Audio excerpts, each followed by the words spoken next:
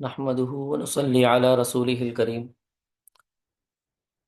النبی الخاتم صلی اللہ علیہ وآلہ وسلم کا درس جاری ہے۔ ذکر ہو رہا ہے اس مبارک ہستی کا جو آئی اور آنے کے لیے آئی، اور اس شان سے آئی کہ 40 سال تک اس نے انکار کیا جھوٹی طاقتوں کا، اپنے ایک ایک عمل سے، اپنے وجود سے، اپنی ذات سے۔ اس کے بعد اللہ تبارک و تعالی نے اسے اس قوم پر پیش کیا جو اس کی ایک ایک چیز سے واقف تھے کہ اب اسے جانچ لو، اسے ٹٹولو، اسے دیکھو، اسے آزماؤ کہ کیا اس کا ظاہر اور باطن ایک ہے، کیا جو یہ ظاہر کر رہا ہے اس کے اندر بھی وہی ہے۔ اور پھر اس قوم نے ٹٹولا، اہل مکہ نے ٹٹولا، مشرکین مکہ نے ان کو آزمایا اور ان کو ہر طرح سے آزمایا، پہلے دے کر آزمایا، پھر لے کر آزمایا، ان کے ساتھیوں کو تکالیف دی گئیں، ان کے ساتھی اس حد تک مجبور ہوئے کہ ان کو ہجرت حبشہ کی طرف، حبشہ کے علاقے کی طرف ہجرت کرنا پڑی، اور اس کے بعد ان کی اپنی زندگی پر مشکلات آئیں، یہاں تک کہ وہ وقت آیا کہ ان کے چچا جو ان کے سرپرست بھی تھے اور ظاہری طور پر سمجھا جاتا تھا کہ انہوں نے ہی انہیں سنبھالا ہوا ہے، وہ بھی مجبور ہو گئے، دباؤ میں آ گئے، اور وہ بھی یہ کہنے پر مجبور ہو گئے اللہ کے نبی صلی اللہ تعالی علیہ وسلم سے کہ مجھ پر اتنا بوجھ نہ ڈالو جو میں برداشت نہ کر سکوں۔ لیکن نبی کریم صلی اللہ علیہ وسلم کی ذات اسی طرح ڈٹی رہی، اسی طرح کھڑی رہی اور حق کے ساتھ جڑی رہی۔ اس کے بعد مشکلات کا سلسلہ آگے بڑھا، خود آپ صلی اللہ علیہ وسلم کی ذات مبارکہ کو ہدف بنایا گیا، ان کی نکاحی بیٹیوں کو، 2 بیٹیوں کو طلاق دلوائی گئی، ان کو ذلت کا نشانہ بنایا گیا، ان پر مٹی ڈالی گئی، ان پر تکالیف کے پہاڑ توڑے گئے، اور پھر حد یہاں تک پہنچی، بات یہاں تک پہنچی کہ اللہ کے نبی صلی اللہ علیہ وسلم اور بنو ہاشم کو شعب ابی طالب میں 3 سال کے لیے قید کر دیا گیا، محصور کر دیا گیا، نہ وہاں کھانا پہنچتا تھا، نہ وہاں پانی پہنچتا تھا، اور بہت مشقت کے دن گزرے۔ لیکن جیسا کہ آپ جانتے ہیں، جب کسی چیز کو دبایا جاتا ہے تو اس کا ابھار اتنا ہی زوروں سے ہوتا ہے، جتنا دباؤ گے اتنا ہی یہ ابھرے گا، اتنی ہی قوت اور طاقت حاصل کرے گا، اتنی ہی عظمتوں تک پہنچے گا۔ تو ایسا ہی ہوا کہ اس شعب ابی طالب کے بعد آپ صلی اللہ علیہ وسلم کو معراج کی بلندیاں عطا کی گئیں، اور آپ صلی اللہ علیہ وسلم کو وہاں تک پہنچایا گیا، یعنی سدرۃ المنتہا تک پہنچایا گیا، جہاں ملأ اعلیٰ یعنی عالم غیب کے جو اوپر والا درجہ ہے، وہاں کے عظیم ترین فرشتے یعنی حضرت جبریل بھی نہیں پہنچ سکتے تھے۔ انہوں نے بھی وہاں پر کہہ دیا کہ اس سے آگے میں نہیں جان سکتا، اس سے آگے میرا گزر نہیں ہے۔ آپ صلی اللہ علیہ وسلم وہاں تک پہنچے۔ اس کے بعد آپ صلی اللہ علیہ وسلم پر شک کرنے والوں نے اپنا شک جاری رکھا، انہوں نے شک اسی طرح کرتے رہے جیسے انہوں نے پہلے دعوے پر یقین نہیں کیا تھا کہ ان پڑھ کو کتاب کیسے مل گئی، وہ اب بھی اسی پر قائم رہے کہ یہ آسمانوں پر جانے کی باتیں کیسے کر رہا ہے۔ اور اس کے بعد آپ صلی اللہ علیہ وسلم پر تکالیف کا سلسلہ انہوں نے اور بڑھانے کا سوچا، اور اس کی ایک قدرتی صورت یہ ہوئی کہ انہوں نے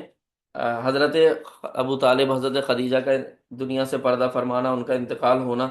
یہ آپ صلی اللہ علیہ وسلم کے لیے ایک اور تکلیف کی بات تھی۔ اور اسی موقع پر اللہ کے نبی صلی اللہ علیہ وسلم نے فیصلہ کیا کہ یہ نہیں سنتے تو شاید دوسرے سن لیں، یہ سوچ کر وہ طائف کی طرف روانہ ہوئے۔ لیکن طائف والوں نے ظلم و ستم کی مزید انتہا کر دی، اور آپ صلی اللہ علیہ وسلم کی بات ماننا تو دور کی بات، انہوں نے الٹا آپ صلی اللہ علیہ وسلم کے پیچھے اوباش لڑکوں کو، بدتمیز لوگوں کو لگا دیا، جنہوں نے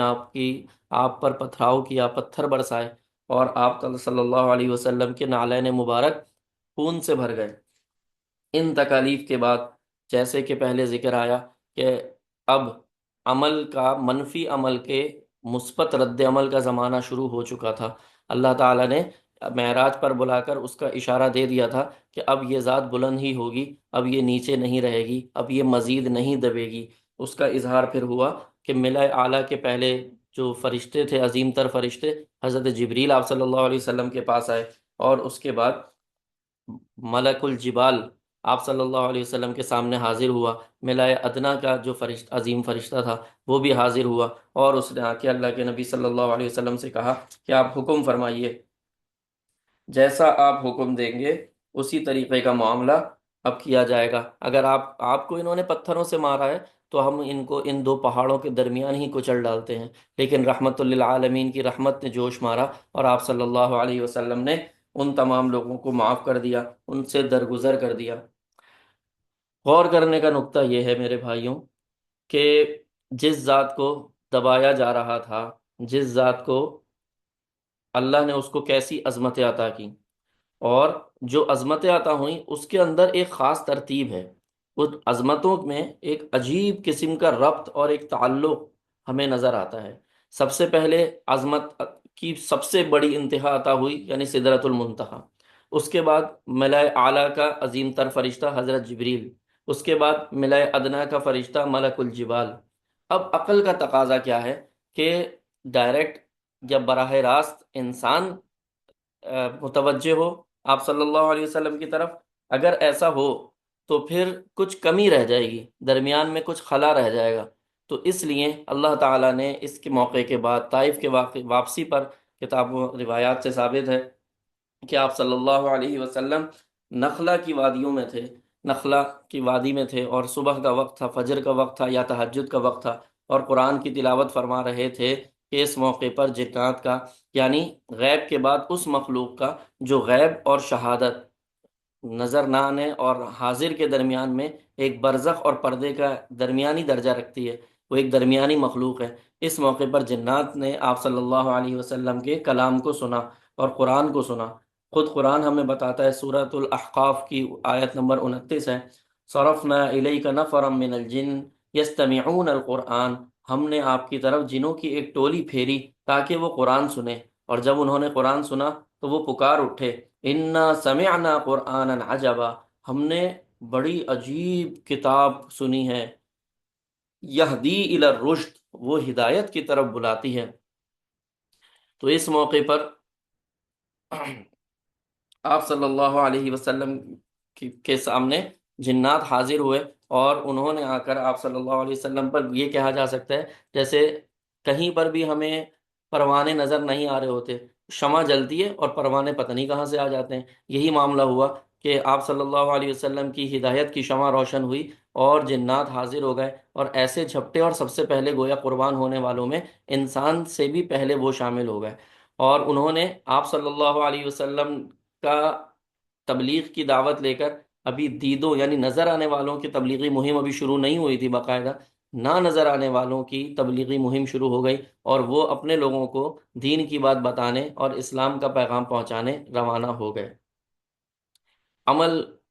کا رد عمل جاری ہے، اور اس میں ایک خاص تسلسل بھی جاری ہے۔ تسلسل میں جیسے ملائے اعلیٰ ملا، ملائے ادنا ملا، لوگ انکار کرتے ہیں کہ یہ جن کوئی مخلوق نہیں ہے، مصنف کہتے ہیں کہ ان کو بھی لگتا ہے ایک جن، یعنی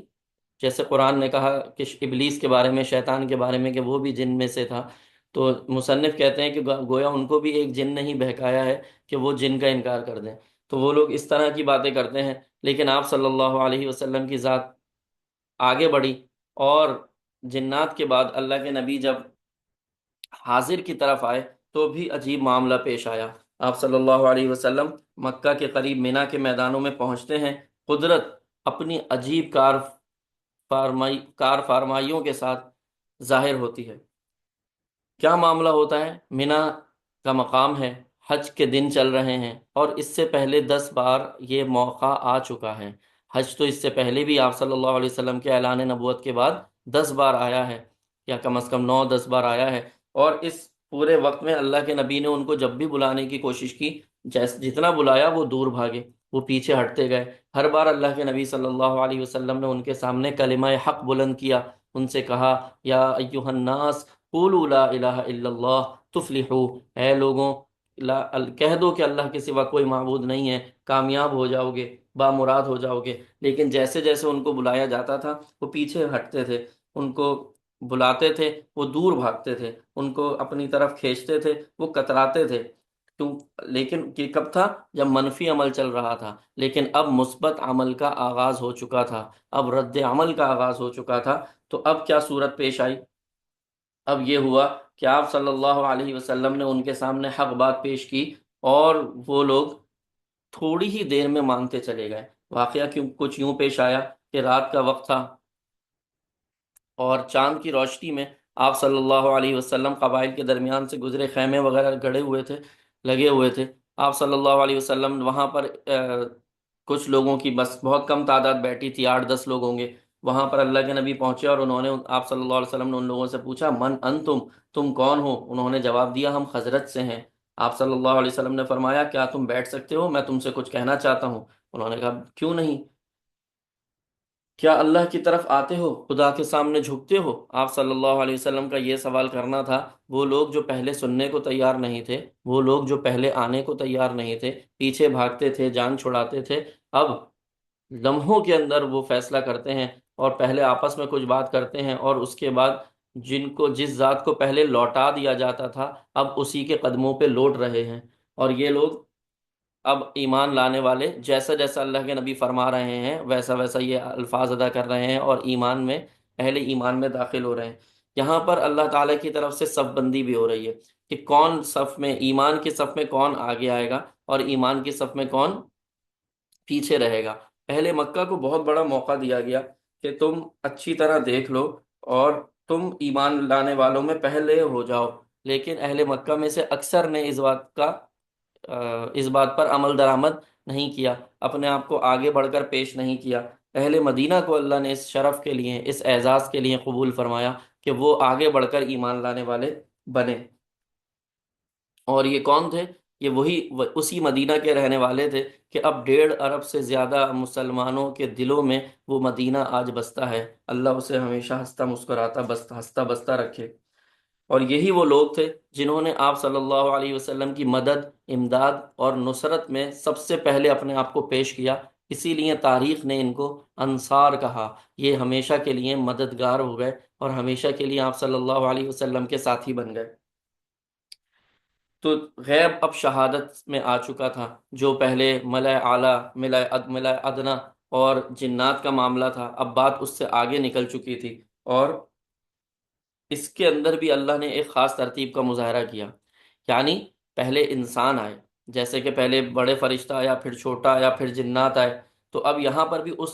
ترتیب کا تقاضا یہ تھا کہ یہاں بھی پہلے جو زمینی مخلوق میں جو سب سے عظیم ہے، جو اشرف المخلوقات ہے، اللہ کے نبی کے قدموں میں پہلے وہ گرے۔ تو پہلے انسان گرے، لیکن اب آگے نمبر آئے گا، جمادات بھی آئیں گے، حیوانات بھی آئیں گے، اور دوسری چیزیں بھی اللہ کے نبی کی قدموں میں گریں گی۔ مصنف ایک بات بار بار پہلے بھی جس کو انہوں نے ذکر کیا، وہ یہ ہے کہ جو ماننے سے وہ گریز وہ نہیں کرتا جو جان جائے۔ جو جان جاتا ہے ایک چیز کی، چیز کو جو بندہ جان جائے وہ اس کو ماننے پر مجبور ہو جاتا ہے۔ مثال کے طور پر، اگر خوشبو ہے تو جو خوشبو کو سونگھ لے گا وہ اس کا کیسے انکار کر سکے گا کہ نہیں خوشبو نہیں ہے، یا یہ کہے کہ یہ خوشبو نہیں ہے، بدبو ہے؟ جس کے اندر سونگھنے کی حس اور صلاحیت ہے وہ اس کو ضرور مان لے گا۔ جس کے اندر سچائی کو محسوس کرنے کی صلاحیت ہے، وہ آپ صلی اللہ علیہ وسلم کی اتنی بڑی سچائی کو، جس کو جو وہ ذات مبارکہ جو انہی کے درمیان پیدا ہوئی، جن کو انہوں نے دیکھا کہ یہ بے باپ کے پیدا ہوا، جن کو انہوں نے دیکھا کہ اس کی والدہ کا انتقال بھی اس کی بہت کم عمری میں ہوا، انہوں نے اپنے سامنے دیکھا کہ اس نے اپنی نوجوانی کا جو وقت تھا وہ بکریاں چرانے میں اور جانوروں کو چرانے میں لگایا۔ انہوں نے دیکھا کہ اللہ نے اس کو عظمت ایسے عطا کی کہ ایک عرب کی، حجاز کی امیر ترین خاتون سے، حضرت خدیجہ سے ان کی شادی کروائی، اور اس کے بعد عرب کی، مکہ کی دولت کا ایک بڑا ذخیرہ ان کے قدموں میں آ گیا۔ لیکن انہوں نے اس سارے ذخیرے کو اور اس ساری چیزوں کو لوگوں کی، اپنے رشتہ داروں کے حقوق کی ادائیگی میں، مشکل لوگ قرض داروں کے قرض کی ادائیگی میں، جو بے روزگار تھے ان کو روزگار فراہم کرنے میں، مہمان نوازی میں، اچھے کاموں میں خرچ کرنے پر یہ سارے پیسے لگائے۔ اور اس کے بعد یہ پیسہ انہوں نے ایسا خرچ کیا کہ جب طائف کا سفر کا موقع آیا تو ان کے پاس سواری کے لیے ایک گدھا یا کوئی سواری نہیں تھی، گھوڑا نہیں تھا، گدھا نہیں تھا جس پر وہ سفر کر سکتے۔ اتنی بڑی عظمتیں عطا ہونے کے بعد اتنی بڑی، یہ ساری چیزیں وہ تھیں جو اہل مکہ اپنی آنکھوں سے دیکھ رہے تھے، اور اگر یہ ذات چاہتی تو اپنی دولت کو جو ان کو حاصل ہوئی تھی اس کو سود پر لگا سکتی تھی، جیسے ان کے خاندان کے دوسرے لوگ یہ کام کر بھی رہے تھے۔ ابو لہب کے بارے میں آتا ہے کہ وہ یہ کام کر بھی رہا تھا، لیکن آپ صلی اللہ علیہ وسلم نے ایسا نہیں کیا۔ سوال یہ پیدا ہوتا ہے کہ اہل مکہ نے اتنا زیادہ تجربات اور اتنا زیادہ جاننے کے بعد آپ صلی اللہ علیہ وسلم کو مانا کیوں نہیں، جبکہ انسانی فطرت کا تقاضا یہ ہے کہ جب انسان جان جاتا ہے تو مان بھی لیتا ہے۔ مصنف فرماتے ہیں، کیا زبان دل ہے؟ کیا دل زبان ہے؟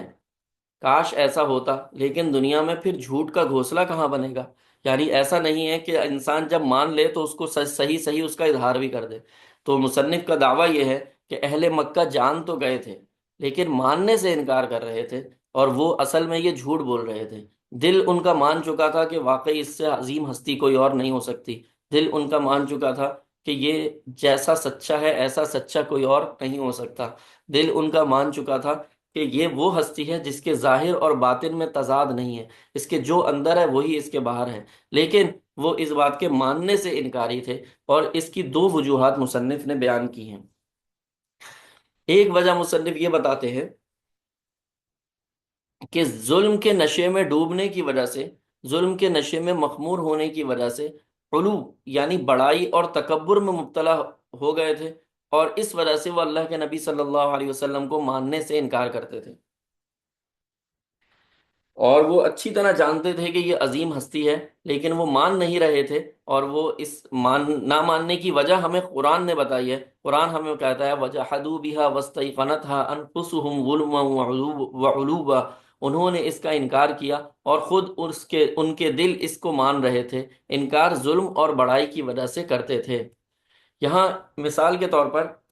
ابو جہل کے کچھ الفاظ بتانا بہت مفید رہیں گے، جس سے آپ کو سمجھ میں آئے گا کہ وہ لوگ کس طریقے سے آپ صلی اللہ علیہ وسلم کو ماننے کے باوجود ان کا انکار کر رہے تھے۔ ابو جہل کے الفاظ ہیں، ہم میں اور عبد مناف کے لڑکوں میں مقابلہ ہو، انہوں نے کھلایا تو ہم نے بھی کھلایا، انہوں نے سوار کرایا تو ہم نے بھی سوار کرایا، انہوں نے دیا تو ہم نے بھی دیا، پھر جب ہم نے ان کے کندھے سے کندھا ملا لیا اور گھڑ دوڑ کے میدان کے دو برابر گھوڑوں کے مانند ہو گئے، تو اب عبد مناف والے کہتے ہیں کہ ہم میں ایک نبی ہے جس پر آسمان سے وحی آتی ہے، بھلا بھلا ہم ایسا کہاں سے پائیں؟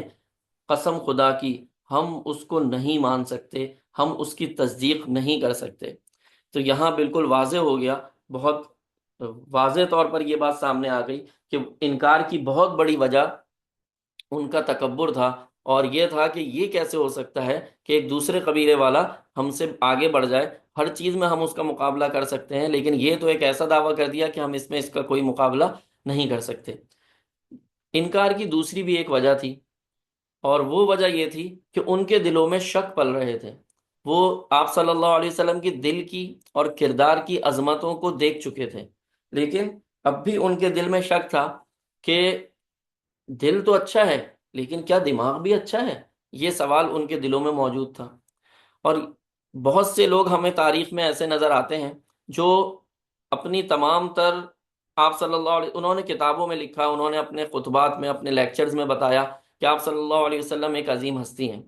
اور اس کے بعد وہ ایمان نہیں لائے۔ اس کا مطلب ہے کہ جان تو انہوں نے بھی لیا لیکن مانا نہیں۔ تو یہ معاملہ صرف اہل مکہ کا نہیں ہے کہ جاننے کے بعد انہوں نے مانا نہیں، تسلیم نہیں کیا، بلکہ یہ معاملہ دیگر لوگوں کا بھی ہے۔ انہی لوگوں میں سے ایک ذات ہے، ایک شخصیت ہے جن کا نام ہے تھامس کارلائل۔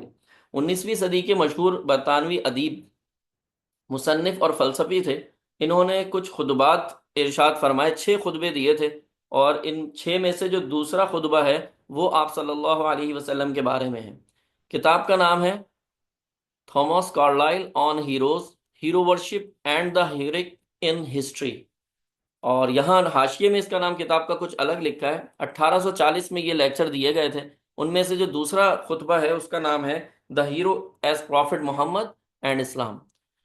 اور یہ کارلائل اپنی کتاب میں لکھتا ہے، وہ زندگی کا ایک، آپ صلی اللہ علیہ وسلم کے بارے میں یہ الفاظ لکھے جا رہے ہیں، وہ زندگی کا ایک جگمگاتا ہوا نور تھا جسے قدرت نے اپنے سینے سے پھاڑ کر دنیا کو روشن کرنے کے لیے چمکایا تھا۔ وہ جو جہاں کے پیدا کرنے والے کے حکم سے جہاں کو روشن کرنے کے لیے آیا تھا، موجودات کا عظیم راز، ہیبت ناک مگر تابناک راز اس کی آنکھوں کے سامنے چمک اٹھا۔ اس کی اپنی روح کو جو خدا کی الہامی قوت اس کے اندر موجود تھی، اس نے اس کو جواب دیا۔ اسی طرح ایک اور دوسرا مفکر ہیں، ان کا نام ہے ڈاکٹر آرتھر۔ وہ بھی اپنی کتاب میں لکھتے ہیں، محمد صاحب گہرے سے گہرے معنوں میں ہر زمانے کے لیے ہر حیثیت سے سچے، زیادہ سے زیادہ صداقت رکھنے والی روحوں میں سے تھے۔ وہ صرف عظیم اور برتر آدمی نہ تھے، بلکہ بنی نوع انسان میں جو بڑے سے بڑے یعنی سچے سے سچے آدمی کبھی پیدا ہوتے ہیں، ان میں سے ایک تھے۔ اب یہ سوال یہاں پیدا ہوگا کہ جب یہ غیر مسلم لوگ آپ صلی اللہ علیہ وسلم کو اتنا زیادہ جان رہے ہیں کہ ان کی عظمت کا اعتراف کرنے میں ان کو کوئی باک نہیں ہے، وہ پیچھے نہیں رہ رہے، بلکہ آپ صلی اللہ علیہ وسلم کی تعریف کرنے میں وہ آگے بڑھ بڑھ کر تعریف کر رہے ہیں، تو بھائی اللہ کے بندو، جب تم نے اس بات کو اتنی اچھی طرح جان لیا ہے تو تم اس کو مانتے کیوں نہیں ہو؟ نہ ماننے کی ایک ہی وجہ سمجھ میں آتی ہے کہ ان کے دلوں میں شک پل رہا ہے، وہم پل رہا ہے۔ اور اب آپ کو اہل مکہ کا نہ ماننا سمجھ میں آ جائے گا کہ وہ لوگ جو آپ صلی اللہ علیہ وسلم کی مکی زندگی یعنی دل کی زندگی بھی دیکھ چکے ہیں، اور مدنی زندگی یعنی دماغ کی زندگی بھی دیکھ چکے ہیں، وہ بھی جب آپ صلی اللہ علیہ وسلم کو ماننے میں شک کی وجہ سے انکار کر رہے ہیں، شک کی وجہ سے کترا رہے ہیں، پیچھے ہٹ رہے ہیں، تو وہ لوگ جنہوں نے ابھی صرف مکی زندگی دیکھی تھی اور مدنی زندگی نہیں دیکھی تھی، ان کا انکار کرنا کچھ ہمیں اس کی وجہ سے سمجھ میں آ سکتا ہے۔ تو خلاصہ یہ ہوا کہ یہ لوگ علم میں بھی ظلم ہی کی ظلمت شریک ہوئی، ان لوگوں کے علم میں ظلم کی ظلمت یعنی اندھیرا شریک ہوا، اور جو چیز سامنے آ چکی تھی، آپ صلی اللہ علیہ وسلم کی حقانیت، صداقت، امانت ان لوگوں کے سامنے تھی، لیکن اہل مکہ کے سامنے پردہ پڑ گیا۔ رد عمل کا زمانہ شروع ہو چکا تھا، لیکن اہل مکہ اور مشرکین مکہ اب تک اس سے غافل تھے، اور منی میں کچھ لوگوں کے مسلمان ہو جانے سے، انصار میں سے کچھ کے مسلمان ہو جانے سے اب ان کو اور تکلیف ہوئی، اور یہ اپنے آخری حربے کی طرف بڑھے، اور انہوں نے فیصلہ کیا کہ اب آپ صلی اللہ علیہ وسلم کو سخت ترین نقصان پہنچایا جائے، یعنی ان کی شہادت، نعوذ باللہ، ان کو شہید کر دیا جائے۔ لیکن ان کو اندازہ نہیں تھا کہ وقت بدل چکا ہے، اب عمل کا دور نہیں ہے، اب رد عمل کا زمانہ ہے۔ ان کو اس بات کا اندازہ نہیں تھا۔ جمہوریہ قریش کے مشہور اور منحوس ریزولیشن پاس ہو گیا، اور فیصلہ کیا گیا کہ آپ صلی اللہ علیہ وسلم کو ان کے گھر میں نعوذ باللہ شہید کر دیا جائے گا۔ آپ جانتے ہیں کہ آپ صلی اللہ علیہ وسلم اس موقع پر حضرت علی رضی اللہ تعالی عنہ کو اپنے بستر پر لٹایا، اور ان کو وہ امانتیں جو ان کے پاس رکھی تھیں ان سے کہا کہ یہ اہل مکہ کو واپس کرنا، پھر آ کر مدینہ میں ہم سے ملنا۔ اور آپ حضرت ابو بکر گھر سے روانہ ہوئے اور حضرت ابو بکر کے پاس گئے، اور اس طرح ہجرت کا سفر شروع ہوا۔ مصنف کہتے ہیں کہ وہ مشرکین مکہ جو ابو طالب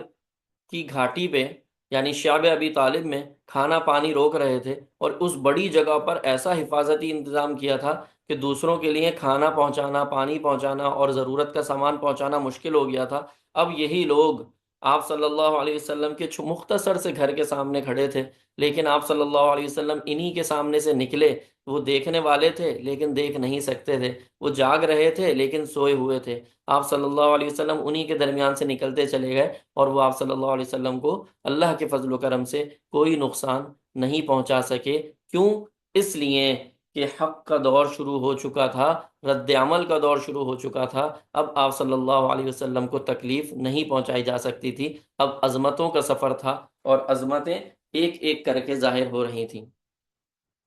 سفر کا آغاز ہوا۔ ہجرت کے سفر میں وہی ترتیب جیسے غیب سے شہادت کی طرف آئی تھی، اور غیب میں ملائے اعلیٰ اور ملائے ادنا، پھر جن، اور اس کے بعد اللہ تعالیٰ نے شہادت یعنی حاضر میں انسانوں کو اللہ کے نبی صلی اللہ علیہ وسلم کے قدموں میں ڈالا تھا۔ اب باری تھی جمادات و نباتات کی، تو آپ صلی اللہ علیہ وسلم کو غار پکار رہا تھا، گویا جیسے حرا آپ صلی اللہ علیہ وسلم کو پکارتا تھا عبادت کے لیے، ویسے اب اس سعادت کے لیے، اس نیک بختی کے لیے سور کا انتخاب ہوا تھا۔ آپ صلی اللہ علیہ وسلم غار سور میں پہنچتے ہیں، اور حضرت ابو بکر ان کے ساتھ ہیں، جن کے لیے قرآن نے ثانی اثنین کا لفظ استعمال کیا ہے، دو میں سے دوسرے کا۔ حضرت ابو بکر پریشان ہیں، بے چین ہیں، فکر کر رہے ہیں، اور آپ صلی اللہ علیہ وسلم کے الفاظ ہیں، ان اللہ معنا، اللہ ہمارے ساتھ ہے، لا تحزن، غم نہ کرو، ان اللہ معنا، اللہ ہمارے ساتھ ہے۔ اور یہی وہ موقع ہے جب نباتات بھی آپ صلی اللہ علیہ وسلم کی خدمت میں حاضر ہیں، حیوانات بھی آپ صلی اللہ علیہ وسلم کی خدمت میں حاضر ہیں۔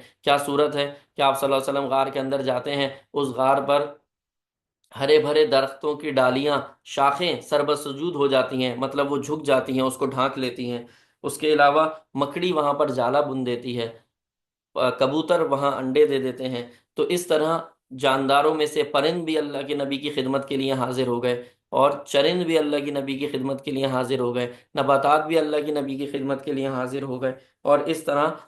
مکڑی نے جالا بنا دیا، جس کو قرآن نے اوہن البیوت کہا ہے، سب سے کمزور گھر ہوتا ہے، لیکن وہ کمزور گھر کتنا مضبوط تھا کہ کفار اس کو پار نہ کر سکے، اور وہ کمزور گھر قیامت تک کے لیے کتنے مضبوط قلعوں کی بنیاد بن گیا۔ اسلام کہاں کہاں تک پھیلا، کیسے کیسے عظیم قلعے قائم ہوئے، اور اس کی جو آغاز تھا وہ اس بظاہر کمزور گھر سے تھا جو اللہ تعالیٰ نے آپ صلی اللہ علیہ وسلم کے لیے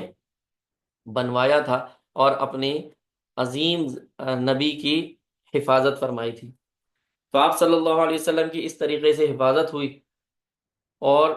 اسی طرح چرند پرند کے معاملات کے اندر سراقہ کا بھی واقعہ آتا ہے، جس کی تفصیل ابھی میں کچھ دیر میں عرض کرتا ہوں، لیکن اس بات کو مکمل کرنے کے لیے ذکر ضروری سمجھتا ہوں ساتھ ہی کہ سراقہ کے لیے اللہ کے نبی نے زمین کو حکم دیا، اور زمین بھی اس کے قدموں کو دھسا کے کھڑی ہو گئی، سراقہ ہل نہ پایا۔ اسی طرح ام معبد کا واقعہ آتا ہے کہ وہاں پر کیسے آپ صلی اللہ علیہ وسلم کو دودھ وغیرہ ان کی بکری سے فراہم ہوا جو بالکل کمزور تھی اور ان کے پاس کچھ بھی نہیں تھا۔ تو یہ سارے معاملات اس طرح چل رہے تھے، اور یہ اس ذات کی بات ہو رہی ہے۔ ابھی یہ ظاہری چیزیں ہیں، اور اس کے بعد یہ وقت بھی آیا کہ ان کے قدموں میں صرف یہی چیزیں نہیں آئیں، بلکہ ان کے قدموں میں تو دنیا، اللہ نے پوری دنیا رکھ دی۔ کیسے کہ ان کے اور ان کے خادموں نے، بعد میں عرب بھی ان کے قدموں میں آیا، عجم بھی ان کے قدموں میں آیا، کسرا بھی گرا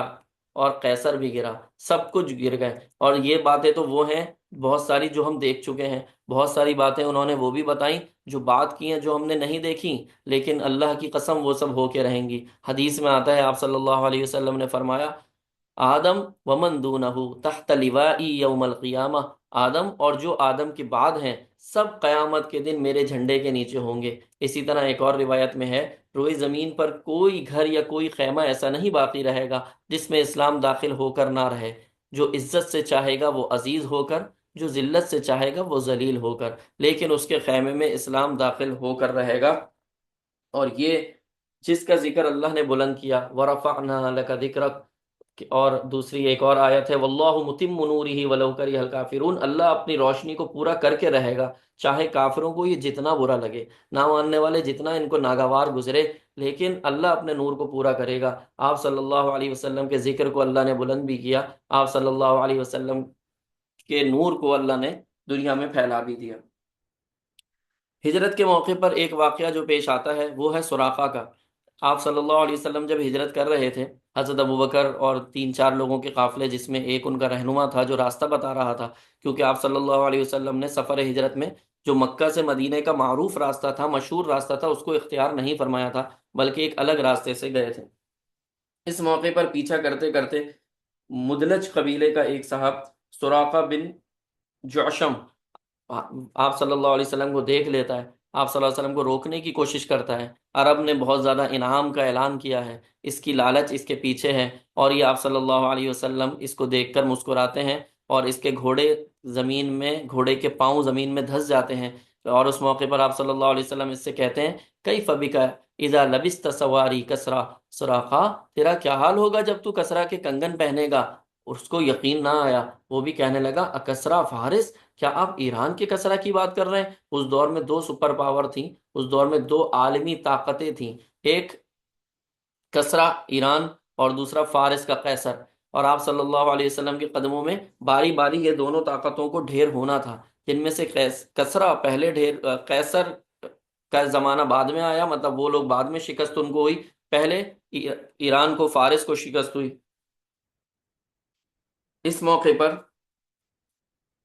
آپ صلی اللہ علیہ وسلم، جن کے پاس بظاہر ابھی کچھ بھی نہیں تھا، جو ابھی اپنی خود مکہ سے مشکل کی زندگی گزار کر، اور اب ایک ظاہری طور پر دیکھا جائے تو اپنی جان بچاتے ہوئے مدینہ کی طرف روانہ تھے، لیکن سراقہ سے فرماتے ہیں کہ اے سراقہ، تو کسرا کے کنگن پہنے گا۔ اور پھر تاریخ نے دیکھا آپ صلی اللہ علیہ وسلم کے خادم حضرت عمر فاروق رضی اللہ عنہ کے دور میں وہ کنگن ہاتھ آئے، مسلمانوں نے فارس کو فتح کیا اور یہ سب ہاتھ آیا، اور سراقہ کے الفاظ ہیں کہ اللہ اکبر، اسی کے لیے ساری ستائش ہے جس نے کسرا سے چھینا اور مالک بدو کے بیٹے اس سراقہ کو پہنایا، جو بنی مدلج کے گواروں کا ایک گوار ہے۔ سراقہ اپنی عاجزی ظاہر کر رہے ہیں، اور حضرت عمر فاروق بھی اس موقع پر اللہ اکبر کے نعرے لگا رہے تھے، اور مکی زندگی اپنے اختتام کو پہنچی۔ ہجرت کا سفر تقریباً تمام ہوا، مدنی زندگی کا آغاز ہے۔ بعد مصنف نے ایک طرف اشارہ کیا تھا، دیکھو اس زندگی کے ختم ہونے کے ساتھ، جیسا کہ میں نے کہا تھا، جو آگے تھے پیچھے ہو گئے اور جو پیچھے تھے آگے ہو گئے۔ مدینہ ایمان سے بھر گیا، حالانکہ وہاں کے لوگ بعد میں آئے، اور جو پہلے والے تھے وہ ابھی تک شک میں پڑے ہوئے تھے، یا تو وہ بڑائی اور تکبر کی وجہ سے مان نہیں رہے تھے، یا وہ شک کی وجہ سے نہیں مان رہے تھے، اور ان کے ذہنوں میں ایک ہی سوال تھا، اور وہ سوال یہ تھا کہ دل کی دنیا تو ہم نے دیکھ لی، ہاں بھائی اس ذات کا دل تو بہت کمال کا ہے، اس کا کردار تو بہت اچھا ہے، لیکن اس کا دماغ کیسا ہے؟ اس بات پر اب تک یہ بدگمان تھے، اس بات پر ابھی تک ان کے ذہنوں میں سوالات تھے۔ آج کا درس یہاں تک رکھتے ہیں، اور انشاءاللہ اگلے درس میں مدنی زندگی کے بارے میں کچھ بات کریں گے۔ وآخر دعوانا ان الحمد للہ رب العالمین۔ آپ لوگوں کا کوئی بھی سوال ہو تو آپ ضرور اس سے ہم سے کمنٹس میں یا پھر واٹس ایپ گروپ میں پوچھ سکتے ہیں۔ السلام علیکم ورحمۃ اللہ وبرکاتہ۔